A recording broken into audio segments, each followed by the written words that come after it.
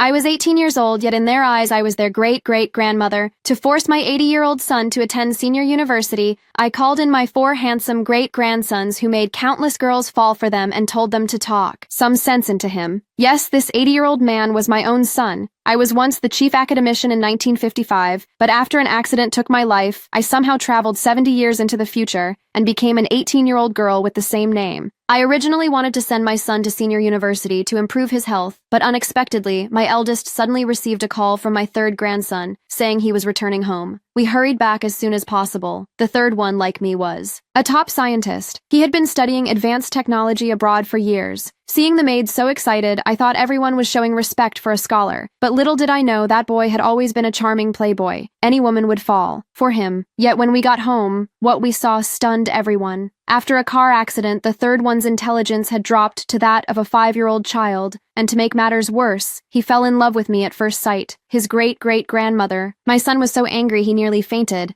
but seeing how adorable my great-grandson was, I couldn't help but laugh. Unfortunately, the peace didn't last long. A pregnant woman suddenly showed up claiming she was carrying the 3rd one's baby. Although I suspected she was lying, the 3rd one's current condition and the driver's confession that she was one of the 3rd's many lovers made everyone believe her. The old master even gave her an unlimited black card and arranged for her to live in the mansion with servants waiting on her. The scheming woman immediately acted like she was above everyone, ordering the maids to remove all the strawberry seeds before feeding her, and even told one to kneel and fan her when the 3rd one saw. This scene, though, he only had the mind of a 5-year-old. He had never bullied anyone. He instantly grabbed a water gun and sprayed her furiously. The scheming woman quickly called the driver, and together they sent the maid away planning to teach the child a lesson. They forced his head against the wall. The commotion upstairs caught my attention. The driver lied, saying the young master had accidentally hit his head and took him away under the pretense of applying medicine, secretly threatening him not to tell anyone. What they didn't know was that even though the 3rd one's intelligence was low, he wasn't truly foolish. He pretended to agree, then went out and exposed everything the driver had done. When I heard it, I was furious. I slapped the driver to the ground and stepped on his chest. The scheming woman panicked and accused me of having improper relations with the young masters, trying to get me kicked out with her lies. She had no idea I was in fact the great-great-grandmother of those young men. Her accusations only exposed her true nature. I ordered the driver to be thrown out and stripped her of her title as a young madam. With her plan ruined that night, the scheming woman sneaked out to find the driver, and they decided to act early. It turned out she was actually pregnant with the driver's child. From the start, they had planned everything. The driver would cause an accident to kill the 3rd young master, and she would pretend to carry the heir of the wealthy family to steal the inheritance. Now they decided to get rid of me first. They tampered with my new car, but they didn't know the whole thing had been captured on the toy car camera of the 3rd young master. That same day,